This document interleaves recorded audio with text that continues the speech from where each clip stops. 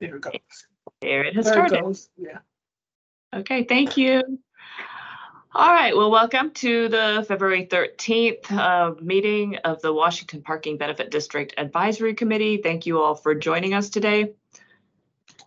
On our agenda, we've got the roll call, and Janice Jucker informed us that she would not be able to attend today's meeting, so she'll be excused. I have all other committee members on the call. We will review the minutes. Hopefully you've had a chance to review those. We can take a vote. I've invited Sergeant Graham to speak with y'all today about the overtime that HPD has been working on over there. Give you an update on where we are on the WOW roundabout, and then we'll do our usual meter parking updates with the financials and the compliance, go to public comment, and then open forum, and then adjournment. So with that, I'm going to go ahead and get on to our first meeting item, which is the approval of the meeting minutes. So I apologize, we sent them to you yesterday. My goal was to have them to you last week.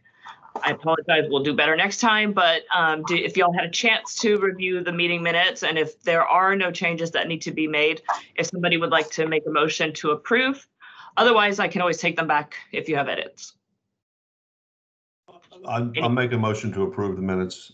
Okay, thank you, Mark. Do I have a second? Second. Thank you, Julie. And all in favor? Aye. All right. Aye. Excellent. Thank you all. All right.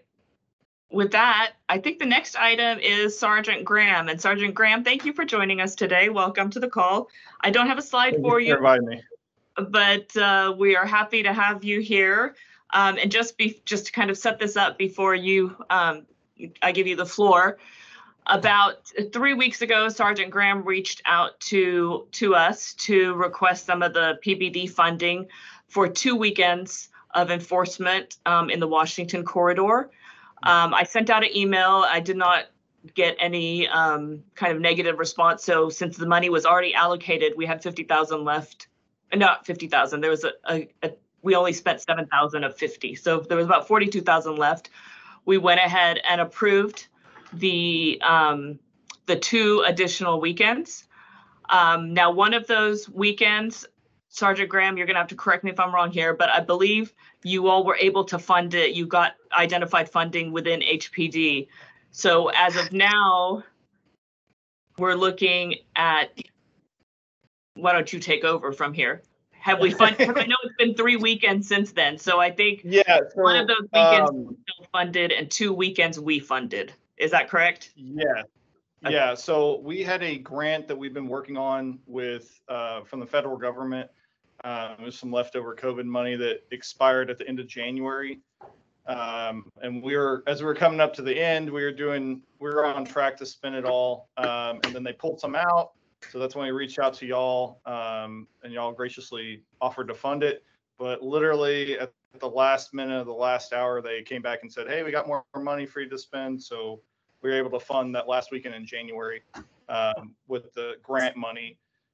Since then, y'all funded 2 weekends for us now out there that included the Super Bowl weekend, which we're very gracious for. Hopefully it didn't get too crazy out there. I haven't gotten any reports yet saying otherwise. But one of the reasons I reached out and also asked to talk to y'all is I know, at least from my understanding how this funding works, basically y'all are approving all the days that we are working out there. So I kind of wanted to sit down for the rest of the year and kind of plan out when we allocate some funding. I know in the past y'all have mentioned you want to fund some of the major events. You for sure wanted people there. And I don't think I actually sent out the calendar I made, but we've also gotten some funding from Abby Kamen's office. She's allocated a little under, well, she allocated $50,000 to the division. The commander has basically given us 42,000 of that to work on Washington Avenue, a little bit more, to just kind of give us a little cushion in there. So with that should fund approximately 14 weeks of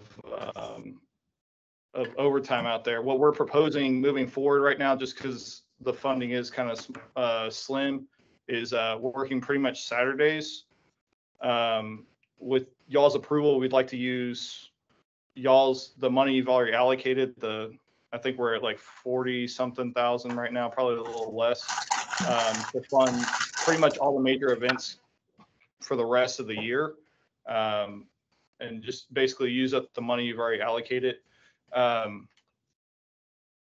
I send you the calendar? Mm-hmm.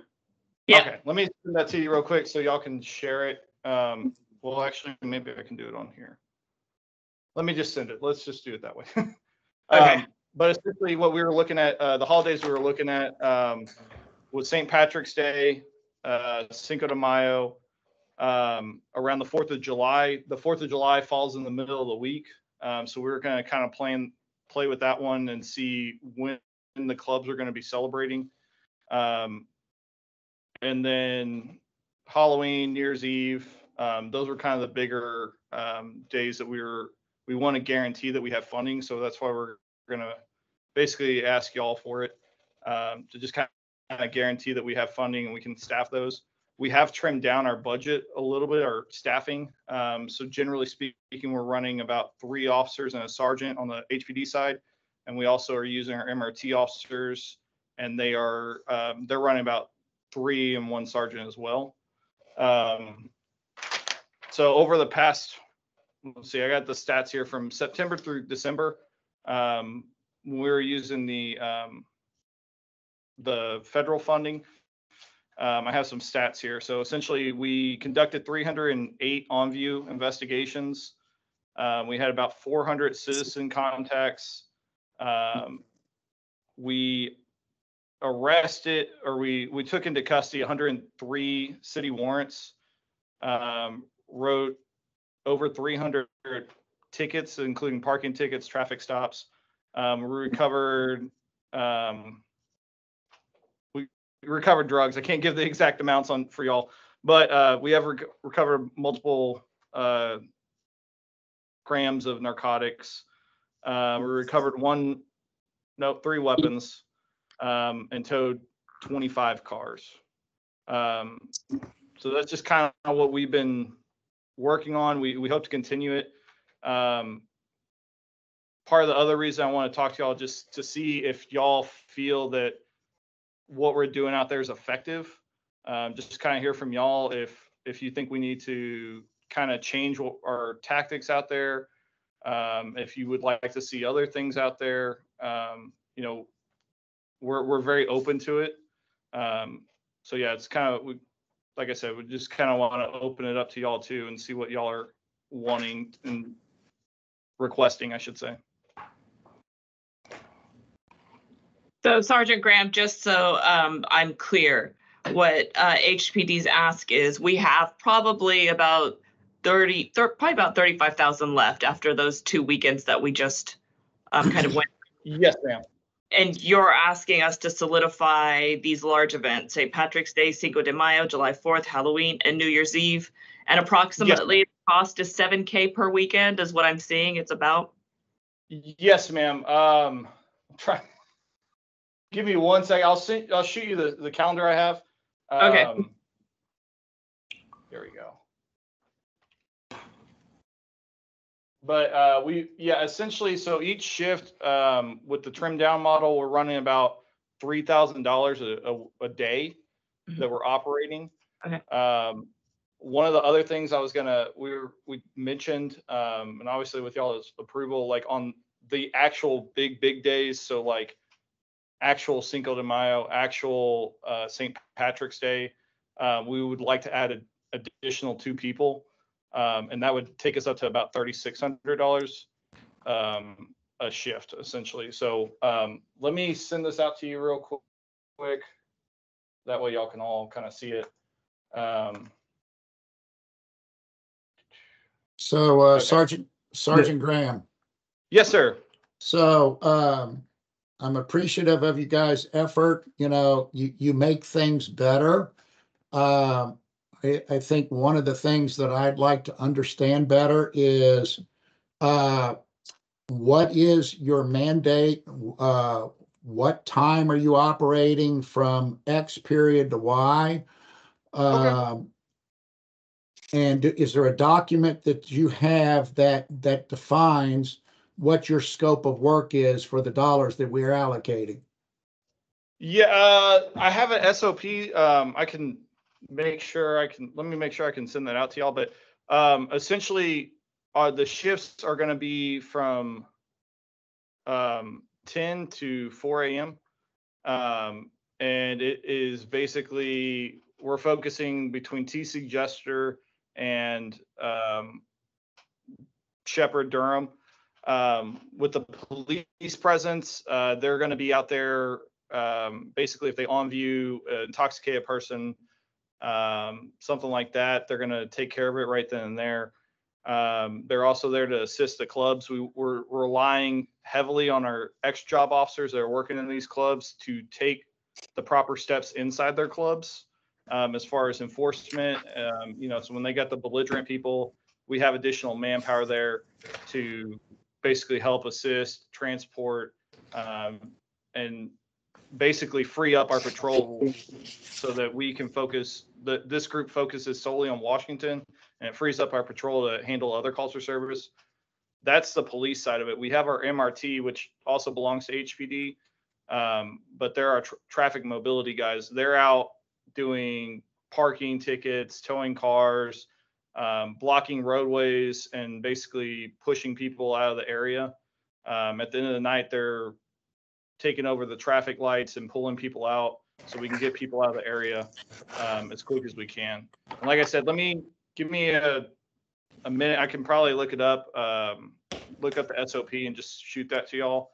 But you are, your mandate is to be there till 4 a.m.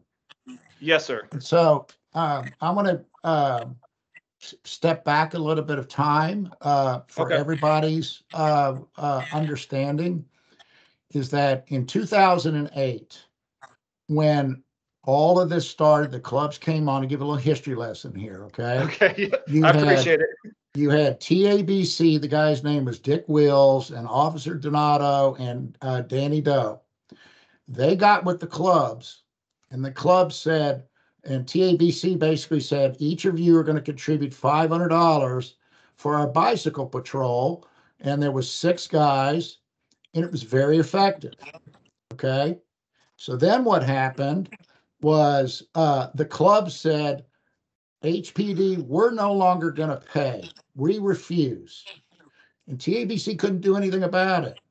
So I personally started a nonprofit organization representing 60 townhomes right behind Concrete Cowboy. And I had enough funds for our organization to pay on Thursday, Friday, Saturday from 11 p.m. to 3 a.m. to basically stand on the corner of Lillian and Lester and direct foot traffic and keep people out of the neighborhood and keep the noise down. It was very effective. Then what happened, the next step in the saga, was Concrete Cowboy came in, and Kung Fu, and we had an understanding that we would share part of the responsibility. We would work with the community, but it wasn't our responsibility to clean up what they had essentially created. But we were willing to participate.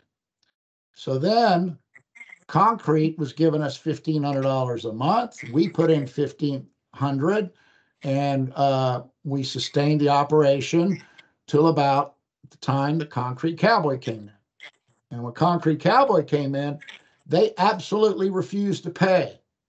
So now Kung Fu said, if they're not paying, we're not paying. So it fell apart.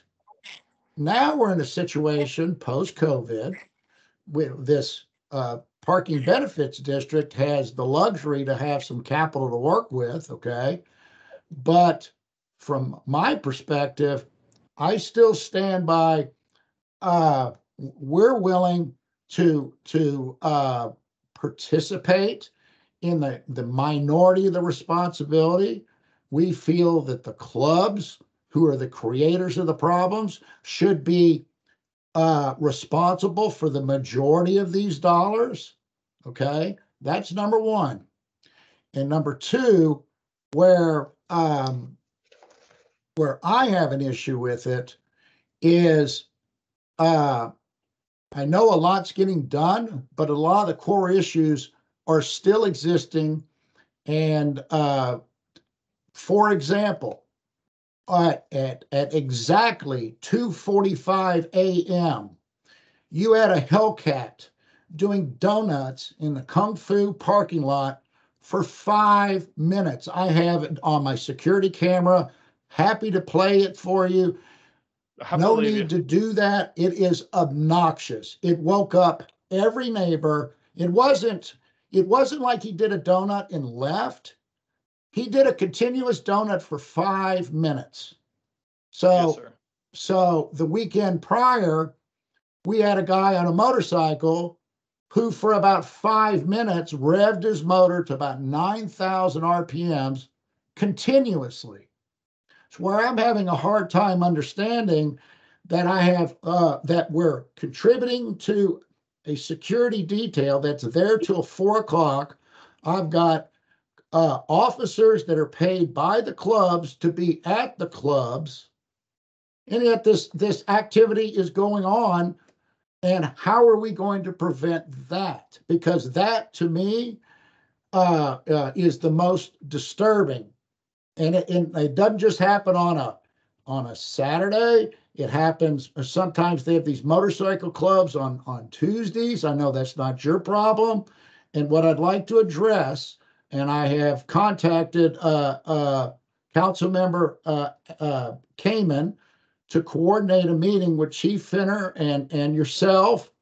And we would like to know how are we going to prevent, maybe it's signage, but to the extent that you have somebody that's doing donuts and it is excessively revving their car, the noise permeates blocks in these Hellcats. If you've heard them, you can hear I it. have. No, Yeah. it's definitely a violation. So how are the dollars that we're allocating going to address that? Because Well- I'd really like to understand that, because that problem is not Yeah. being solved. It has been a long-term ongoing issue. And the neighbors that report to me are very upset about it. And more importantly, this is really a dollars and cents issue for property valuations. I can't tell No, you how many times people come around my house and say, I love your house. I don't want to live next to the noise on Washington. No, I understand. And something we can look at doing is also, so initially when we start this plan, if you remember, this, I'm talking about like, a year or so ago, we originally blocked off all of Washington at the end of the night. The problem we ran into was we were finding that everyone that's taking their Ubers, which we want them to take, safe choices home. They couldn't get to their Ubers and they're just lingering. So we've opened it up since then. And kind of like the Richmond Strip, I've been told, I didn't live here and I wasn't old enough when that was a thing. We've had our MRTs kind of staged strategically along there to keep people moving down the corridor. So in theory, that should free up some of our officers, and we can definitely look at putting them back on the back streets. In the past, we pulled them more. We were focused more on the fights and the clubs and stuff like that. I know I've talked to our commander, and I welcome a meeting with Chief Finner about it. I think a key issue that we're working on as a department, and our commander wants to follow up very heavily on, is the extra jobs. The issue that you had in the parking lot, that should have been handled right then and there by the extra job officers, and they're not going out and they're not doing what we as a department require them to do. And Sergeant, I think, and I don't mean to interrupt you, but I think that's the elephant in the room here, and it has been for a long time. I mean, the general orders, your policy and procedure, and we've had this discussion, says that, while you're in uniform, you are to enforce all ordinances, particularly if you're working at a club where there's loud noise present. And so it's very clear in the general orders what is supposed to be done, the fact of the matter remains that somewhere in the translation, someone gives the nod that says, well, we're not going to do that. Or when it comes 2 o'clock, we're going to go hang out in the back of the club and let all these people disperse. Or we're not going to spend our time in the parking lot making sure that the vast majority of the customers leave and then get the, so that they're not mingling around, causing all of these problems. So I think what Keith is saying is, I've heard this a number of times since the election, from whether it's Fenner, whether it's Satterwhite, whether it's, Commander Wilson, that, we're going to be able to do things differently. And I think what we're looking to you to bring back to us is, for the dollars that we're going to be asked to spend, how are we going to do things differently? Because, while there is some success, we should be able to have more success. And so I think Keith is asking for, some accountability, and this is not directed at you, but how are we going to address these things differently? The extra job officers, the conflict that exists there. And of course, that only exists to the extent that we have HPD working an extra job at that club. So I think, and you and I have had these discussions a number of times, and I think you and I are on the same page. We're just asking for, you're coming to us asking for money. You presented some statistics early on about the things that you have accomplished with that money. And that certainly is something that we want to see, because we don't want it to just be a blank checkbook. But, it gets back to. I get it. I'm a taxpayer myself. I get it. That y'all have some funds, but they're limited. You can't, to be completely honest, what we're doing is pretty unsustainable. From a financial standpoint. That goes back to where is it our responsibility, government's responsibility, to handle an issue that is created by the private sector? They need to. We're willing to, and I'm going to be very narrow with my words. We're willing to share in a portion of the funds. We want to participate, but certainly they're creating the majority of the problem. They should be responsible for the majority of the expense. I fully agree. What I will say is, I've talked to Councilmember Kamen.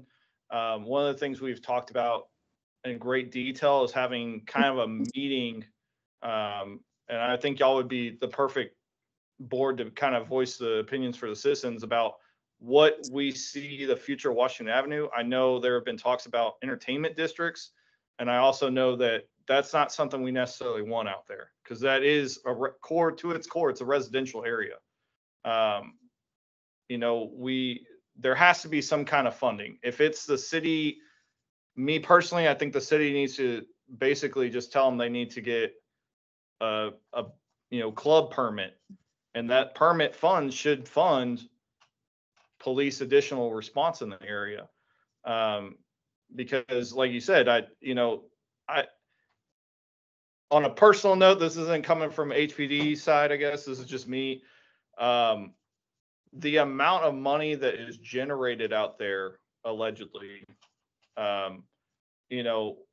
I don't understand how the city doesn't redivert the funds to do this, and it's falling on y'all, and it's falling on our department.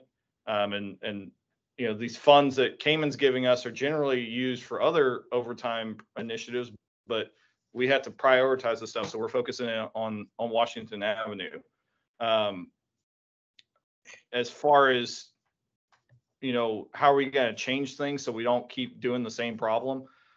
Like I said, I can send y'all the SOP, and just kind of outlines the stuff. We can definitely reallocate officers to patrol more of the neighborhood.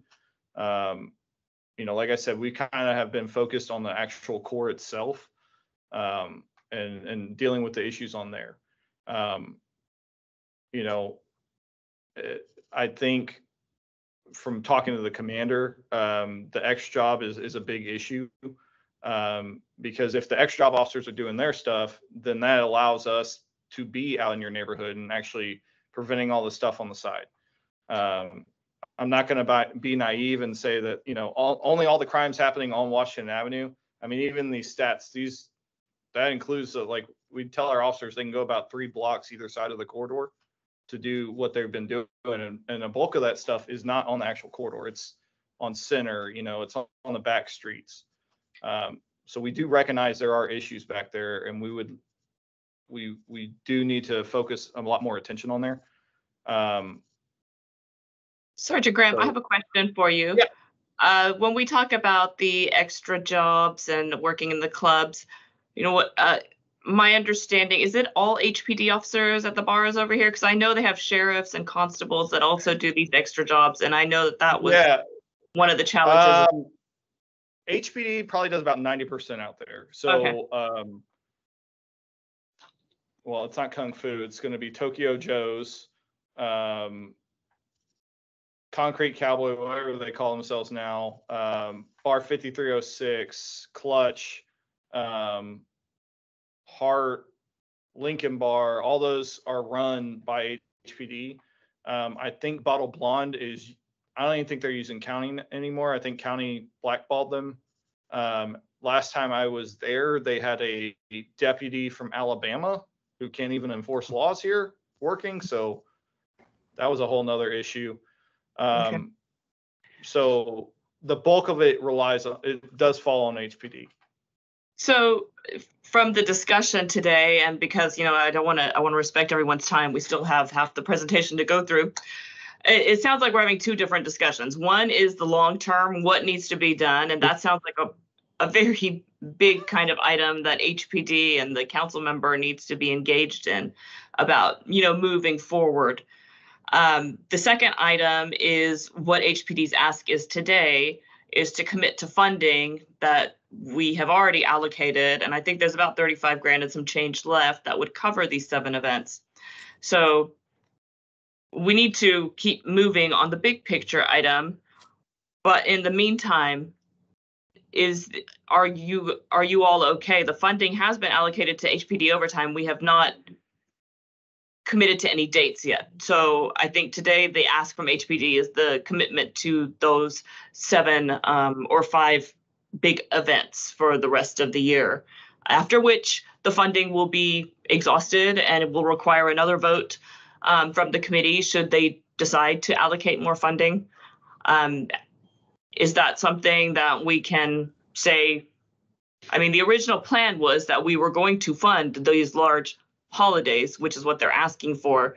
So is it okay to go ahead and commit to those dates, knowing that we still have to work on a bigger picture item with the council member's office?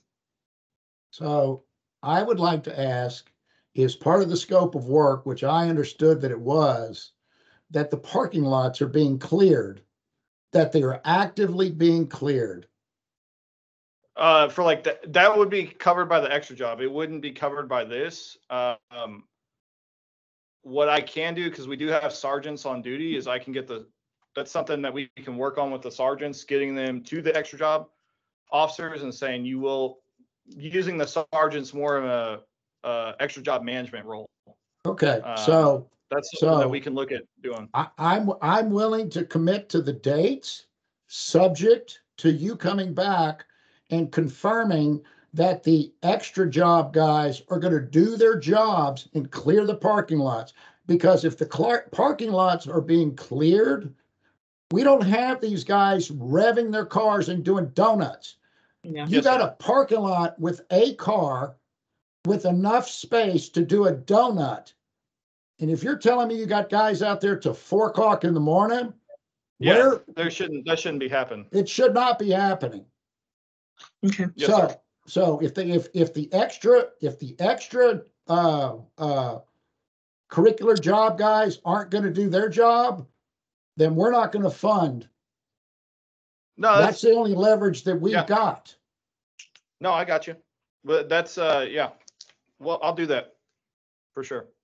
So Sergeant Graham, the first big event that and can y'all see the calendar that Sergeant Graham sent to me? I think I'm sharing it now. Yes. And the other piece that I want to know is that when a car is excessively revving, doing donuts, a motorcycle is at 9,000 RPMs, are they getting a ticket? Are they being told to go home? Are their cars being impounded? What is the punishment phase for that? What So is the it is technically a action city item? ordinance violation. And that's something that we can push out with the codes and stuff like that, so the officers are familiar with it. And again, this is going to kind of come more for the big chief from Finner himself. He's going to have to make the push to force the ex-job officers to take action. Now, if my officers are out there, that I will have them be doing that for sure. I mean, it's an easy ticket to write. It's excessive noise from a motor vehicle. You know, and they're supposed to be out there doing traffic stops anyway. So that's something we will definitely put into the plans, and I'll get with my commander today, and we'll get the ball rolling on that immediately. I mean, that's part of why I'm here, is to hear what y'all need from us and how we can change it. Cause you know, I don't live out there like y'all do. Y'all see it every day. You know, we're trying to do the best we can with what we know. So y'all are our eyes and ears. You're the people we're serving. Do you have an email address so I can send you this so you understand what I'm looking at? Yeah. It's Clayton, CLAYTON .Graham, GRAHAM at HoustonPolice.org. Okay. Thank you. Yeah, no, like I said, this is what I need to know. So, cause I'm kind of running the program. So I'm the one that we're tweaking it as we go. We're learning how to do it. I will say we are applying for some micro grants from the federal government to look at funding this again. And that would start hopefully in October if we're awarded. Like I said, I on a personal level, on a citizenship level, I feel like the clubs or part of their taxpayer revenue should be funding this. It shouldn't be coming from y'all. But we're kind of left with limited options, and I appreciate y'all's willingness to help us. Well, and maybe as a side note, and we won't belabor the point anymore. Maybe, Sergeant, that's something, and you know, Keith and I have discussed this, you know, many times over the past. Is, you know, how do we sit down and have that conversation? How do we bring all of those people to the table? How do we bring, you know, I sent Vinod, and I talked to Vinod last week about this. And I sent him an email yesterday saying, listen, we're having these issues in your parking lot. At the end of the day, this is your property. You have the stick. Okay. You have the ability to help us in this endeavor. And he said he's willing to help, but you know, it's going to take, you know, Vinod, it's going to take the benefit district, it's going to take Cayman, it's going to take, you know, the command staff of HPD, and it's going to take somebody that can bring these, you know, club owners together to sit down and have a conversation about how are we going to solve the problem that you create, because there's a direct cause and effect here. When we had COVID, none of these problems existed. So for them to sit there and say they're not responsible for them is just, it's an irresponsible statement. So, you know, not to belabor the point, but I would love for us to continue to figure out a way to have that conversation, because as I said before, everybody says things are going to be different. Well, let's talk about what different looks like. So that said, I'm happy to make. This is Julie from Pearl. What's that? Do y'all mind if I interject real quick? Yeah, no, I think Julie would be good for, because they are responsible bar owners. Sorry, I've never used Teams before, so I don't know how to get the video on, but I will next time. But we have talked about this at length. I'm glad that I was able to get on this board. I agree with all of y'all that as a bar owner, we do have a responsibility, and Maria and I have talked about it. I think it's a matter of talking to TABC. I feel like I should contribute towards HPD. I know a lot of bar owners don't look at it that way. I spend a lot of money protecting my patrons' cars where they're parked on the street. And I think this will be a challenge, but I do think that between TABC and the bar owners, there needs to be like a permit, as Keith had mentioned, or something of the sort where we're contributing towards off-duty HPD for the traffic, not just on site. And I think the challenge for the off-duty officers that we hire is that they're regulating, they're watching the people that are coming out of the bar and protecting the bar. So I think that's their challenge of controlling what's happening with the cars. But on that matter, I think as a bar owner, I've talked to her. I think we need to meet with TABC and try to get all the bar owners, whether it's a permit, something of the sort, so that we can help with this problem. Because I do agree with y'all that we are responsible for a lot of what y'all are upset about. So Well, and listen, I respect, what you do, Julie, particularly to protect, the cars of your patrons. I mean, to me, it's a real simple issue here. I mean, we all report, and I say you all report mixed beverage gross receipts to the comptroller.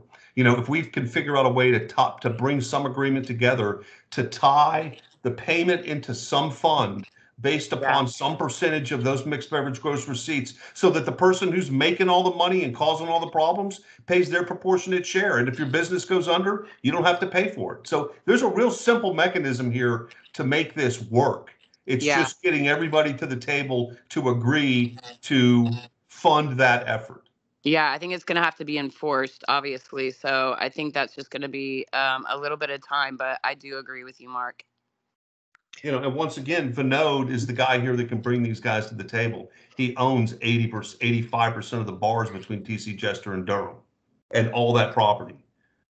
Yeah. And he's willing to help. So we're on the other end of the street, but I do think that it's our responsibility, and hopefully we'll be able to get this worked out within the next 6 months.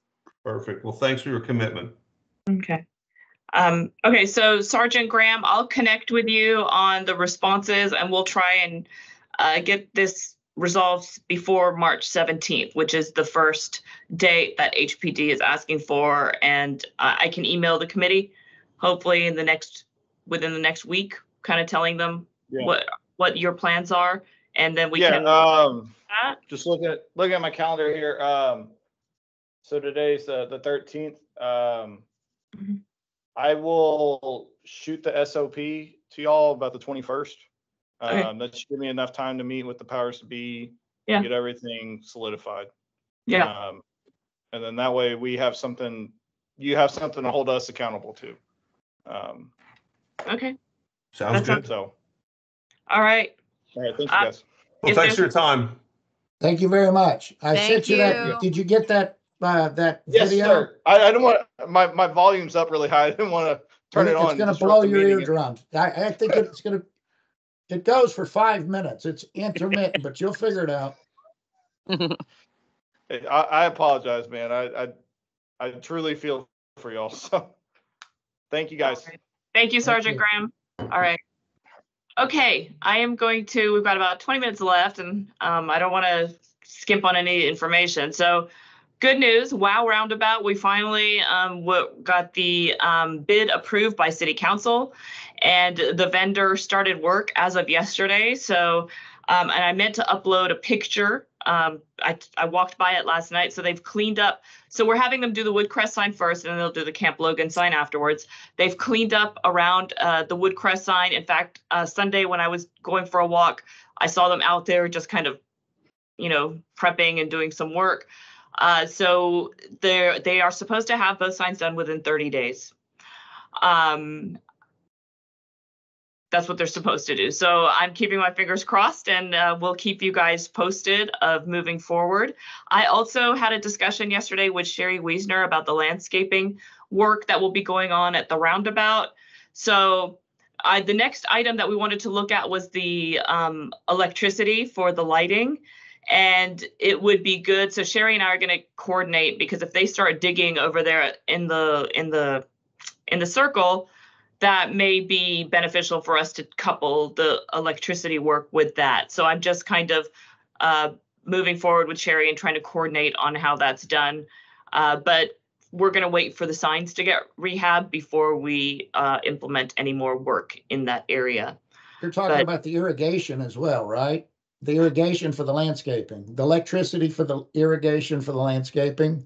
Well, that I'm not talking to Sherry about that, because they're just focused on the circle, and I have to go back and look at my notes, but I don't remember what else in terms of recall, there's infrastructure for irrigation, and should she spend a lot of money putting in landscaping, Yeah. and we want to be prepared to have the water sprinklers in place to be able to support the landscaping because it's there.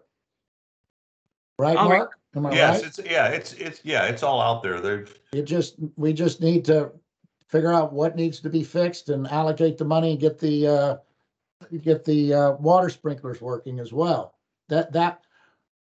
It would be my recommendation that we get the irrigation fixed prior to her putting in her landscaping so that it stays alive. Who's going to water it? Particularly in our hot summers. So the PBD fund the irrigation? It's part of it's already there. It's the infrastructure's in place. It needs to be tested. As part of our roundabout thing, we need to investigate and figure out what's working and what's not. But it needed electricity for the pumps, right, Mark? The water's right. on. My assumption is that the water is turned off, so we don't really know what works and what doesn't. Right. Yeah, we got to get the water turned on so we can water the plants before she plants them. They die. Yeah. So I don't know whether that means going back to what is it, Ashakura Robinson, who did the original landscape design, and have them come out and do an assessment of where we are, 10 years later after they installed it, what works, what doesn't. It might just need the water turned on. Well, I understand. Okay. All right. Let me follow up on that and see what we can look at. But I'll be in touch about that one. Okay. So for your financial update, January, it was in line with the average, but it wasn't like what we see in the spring and fall months. We had about almost $18,000 in meter revenue, and you did see about the same number of citations for expired meters, about 283. So we're, showing the same pattern that we usually show in the winter time. It's the seasonality of parking. And you had some cold days too.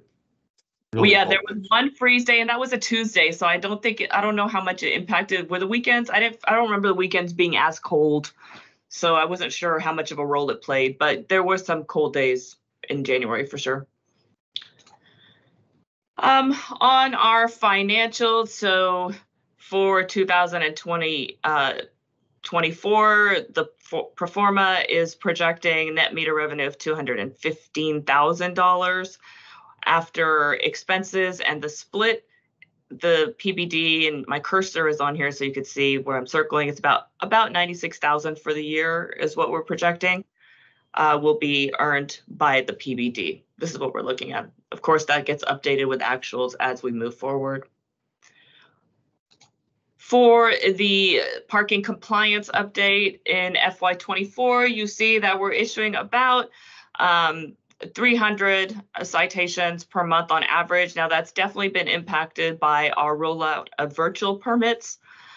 We did a lot of relaxed enforcement for the month of January. We are now writing tickets for virtual permit areas, and we're monitoring the number of citations that we issue and who's coming to buy permits after the citations are issued. And we are tentatively, we want to start towing again in February for sure.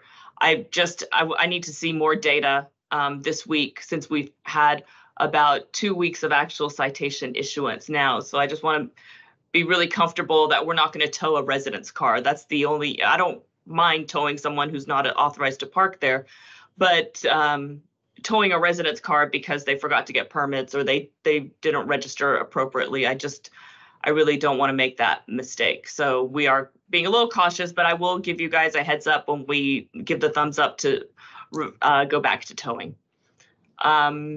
So that you can see our RPP tows is at 54 for 24, and that's pretty much due, in fact, to the relaxed enforcement period that we've had for virtual permits. And I want to overlay something on top of that, just Sure. for your consumption. That we hire the precinct 1 constable to patrol not only the RPP areas, but all the no parking areas in and around Rice Military and Woodcrest, and does a little bit in Westwood Grove. Since just to give you a sense of the magnitude of the problem that's over here. Not only do we have the RPP tows here and the citations that have been issued, but since March of 2023, he was telling me the other day he's towed, and he has single-handedly towed in excess of 800 cars. Yeah. So that's just gives you the magnitude of, the fight that you're fighting over here. Yeah, no, and that's why we really want to get back to towing as quickly as possible. And we're looking at the numbers on a daily basis to pull that trigger. I really want to get back to towing sooner rather than later. I just really, makes me really feel terrible to tow resident cars who have not got permits. So I completely agree with you. Yeah, I completely agree with you. I'm asking for a little bit more patience. It's a little bit more suffering, but hopefully we'll get it right and people will get their permits. And Mark, maybe the super neighborhood could just put out an announcement saying, make sure you have your permits, because we are enforcing. We don't have to say that we're not towing, but we are issuing citations if we find a car out there without a virtual permit. We have trained all of the police agencies, so constables, sheriffs, and HPD, of course, whoever are towing in the various areas that we have RPP. And I think they're comfortable with the solution we've provided with them. So once we give it a thumbs up, we're going to take it for a couple of weekends, and then we're going to tell police officers, okay, now go ahead, we're comfortable. Yeah, and I can tell you that Precinct 1 has been a very appreciative and very complimentary of your staff. And they've basically said that when they've had an issue and they've had to make a phone call, that you guys are very responsive in taking that call. So they appreciate it. Okay, that's good to hear. Yeah, because the Kivia and Rami have made sure that all those agencies have all of our supervisors' numbers so they can call, and we're answering our phones, trying to make sure that we're only, citing the right cars and then eventually only towing the cars that need to be towed. Right. They said you guys are doing a great job. Oh, that's good to hear. Thank you so much for relaying that. Yep. All right. The next slide is your PBD budget and project list. So we've been kind of playing around with this and having different iterations. I think this one makes sense, but you guys let me know your feedback. So we've listed all the projects from day one of the parking benefit district when they were approved. Let me use so we have the project here in the first column. The second list is the date that it was approved. The third column is the amount that the PBD committee allocated to that specific project. The third column is any expenses that we've already paid out. So if we haven't paid it out, it's not reflected here yet. So you could see our projects from 2016 and the flock cameras, we have been paying those out. Now on HPD, we don't have the numbers from the past 2 weekends yet, so I've asked them to send over that information so that we can update this. But this is the amount that we have spent thus far. This is the date. This next column is the date that we made that payment, and the project balance is what is left of that fund, what was left of that allocation. So when we talk about HPD, we've already paid them $7,127 for that. That was for a couple of weekends, actually. And what happened this was last summer, HPD asked for 2 weekends of funding and they only ever charged us for 1. And when we went back to ask them, the fiscal year had already ended. It was too late. So they paid it out. We didn't have to pay them for that one. So we saved some money there. So we've got $42,000 left, and that will obviously we'll get the bill from HPD for those 2 weekends, which will reduce us to about 30 something. And that will kind of take us over these holidays that they're asking for. And then let's see what else is on here. Yes, sir. You got a question, Keith? The project balance column, you need a total. So you say I approved 179, I expended 85. The remaining project balance is what? You need a total of that last one. And then the WOW monument signs, okay? I'd put a placeholder in the expenditure as a minus number of the amount of the insurance reimbursement we're supposed to get. Insurance reimbursement. Yeah, that's a little different one. You're right. So we're I believe that we've approved the entire amount, but we're Yeah. anticipating getting back X, and it Ah. cost us 15,000, something like that. Yeah, the final bid was almost 14,000, 13,000 and some change. And I did send another email to the insurance company. I told them originally last year that we were taking on the project, and then I just sent them another email saying we're about to start work and we'll send you the invoice ASAP. So yes, Okay. about So- 60,000 and change will come back to us. Right, So- so I would, A negative there. Got it. I think I put a negative 16,000 or something, and put a asterisk at the bottom, so everybody kind of understands why that's there. Okay. Because that's gonna, effectively, we have a little bit more money because of that. Yeah. And some of these projects, like for flock cameras, we just paid the annual licensing fee of 25,000. The committee allocated 30,000. So that's 5,000 that's going to go back to your fund balance, because we're not going to have any more unanticipated charges. Now, that being said, if a camera is hit or run over, I think they only pay for the first one, and the second one is on us to put back in place.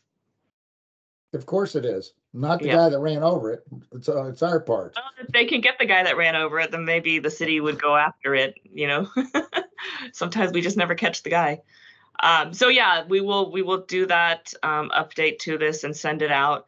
So basically, at the end of the day, when we started FY23, we had a fund balance of about 342,000. We're looking at about $26,000 in expenditure so far for FY24. Once you add the almost $96,000 that we're projecting for FY24, we'll start FY25, which is July 1st of this year, with about $411,000 in fund balance to allocate towards projects. It's decent funding, but I'm sure we can think of projects that we can spend that on. Does anyone have any questions on this document? I don't know if I have a question, but I would like to be able to accelerate our effort on the roundabout with Yeah. respect to getting the water for the irrigation, to be prepared for Sherry, and then start working harder on figuring out what it's going to take on that low voltage, why one of them didn't get lights, and most importantly, where are we going to find shared funds to finish the third piece of art and finally put that thing behind us? I'd like to have that project done by the end of 2024. Drive by and see the Christmas lights. So, I'd love to have this project done. I have limited resources. So we have ongoing parking projects that we're all working on. And when we do the PBD projects, it's, there's a limited bandwidth for Yes. projects. So it's hard for me to keep layering projects, but we will do what we can. Obviously, it becomes a little bit challenging.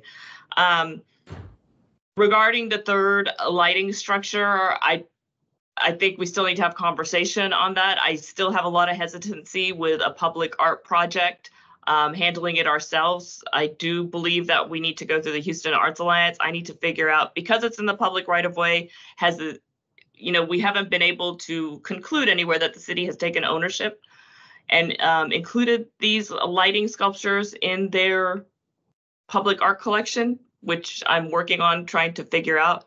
But the working on an art project is definitely different from just repairing, signs or doing landscaping. It's a little bit more challenging and encompassing. So I will do what I can. I've gotten suggestions about even perhaps relocating the lights to a location that makes more sense. And maybe the PBD could look at, different lights there that are more standard, that we can manage, that are easier for us to handle moving forward and maintain moving forward, because we can get everything, the lighting back up, but the maintenance is something that I keep thinking about. And what are we going to do moving forward if no one is taking ownership of these items out there in the public right of way? And it's nothing that we have to make a decision on today, but it's just food for thought that we need to, is this the right thing to do with these pieces at this time, or do we try and find a better home? Do we say we're not doing a third light structure? I don't know. I don't know what the answer is, but light art in the public right of way is definitely something that's a bigger challenge. And So something am I hearing you correctly? And you're saying that we would remove the structures, put them someplace else, and then replace them with something new there? well, that was something that was suggested, yeah, and that the lights could be relocated to a place that actually makes sense, where somebody can look after them and maintain them in a better way than what we could do. So Now- we're gonna rehome our lights? Not necessarily. I mean, it's something I think we should be thinking about everything moving forward. Is there a stray light shelter? We can rehome them? There is a park that has light sculptures in it. I can't remember We're not gonna euthanize them if we send them to the stray light. the stray light shelter. Yes, No, well, we could put them in Nellie Keys Park. We'll take them, won't we, Mark? Yes. Yes. Well, and then the maintenance. It's the maintenance, right? Who's going to take care of these moving forward? That becomes the big. We can get them working, get them great, but somebody's got to take care of the public art. And that's what I am like trying to figure out. Like, yeah, let's fix it. But I don't want to. So how do we get our hands around what that looks like? Yeah. Well, it needs to be part of someone's art collection, the city's art collection. So we've had some changes. I'm not quite certain who's leading up that department just yet in the mayor's office, so I'm trying to get clarity. And then I will, we'll still keep on working on it. I'm not going to stop work on it. I just think that we need to talk about all these things before we make like drastic investments. Okay. All right. Yeah, I mean, and I am a little bit bothered by the fact that, from what you've said, Maria, that so much of what has been installed there is like non-standard in design.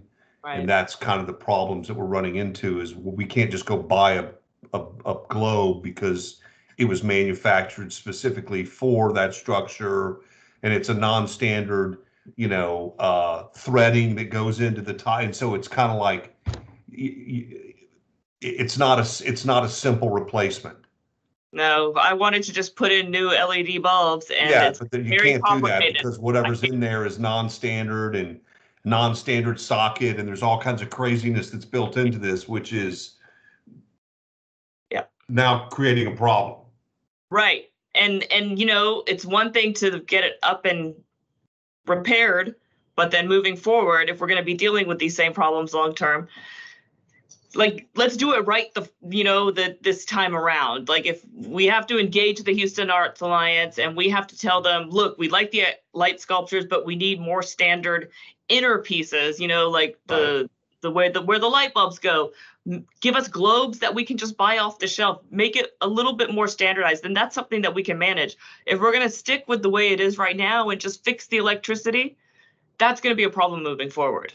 And I don't know. I hear you. And you probably also run into the issue of, depending upon who owns that, because it is an artist's sculpture, right? I mean, it's I don't want to call it intellectual property because, lighting is lighting and there's no intellectual property there. But to the extent that you start replacing globes or this and that, it's not what the original artist had envisioned. Do you run into a problem with the artist? Right. Yeah. It's a little bit depending upon who owns the structure. So we'll get through it. We'll figure it out. I just wanted to put some things out there. It's not like we're stopping work on anything, but we do need to have a little bit more of a robust discussion around the lighting sculptures for sure. Yes, very robust discussion. Yes. Okay. Anyone have anything for the open forum? It's already 1 minute past my time. I want to keep you guys. All right. Do I have a motion? Oh, do we have any public comments? I know Michelle has joined our call today. Michelle, did you? No, just thank you very much for getting the contractor pushed through about a month earlier than we expected through City Council for fixing the 2 walls. Yeah. That's really appreciated. No, we're happy to finally get it done. 3rd time is a charm. Or maybe it's the 4th time. I can't remember now. But okay, thank you. Well, do I have a motion to adjourn? Motion to adjourn. Second. A second. Thank you, Julie. All in favor? All Aye. right. Y'all have a happy Tuesday. Thank you so much for joining us today. And I will circle back with Sergeant Graham and send y'all the information that you asked for. And hopefully we could get moving on that. Thanks for your time. Thank you. Thank you. Thanks, everyone. Bye-bye.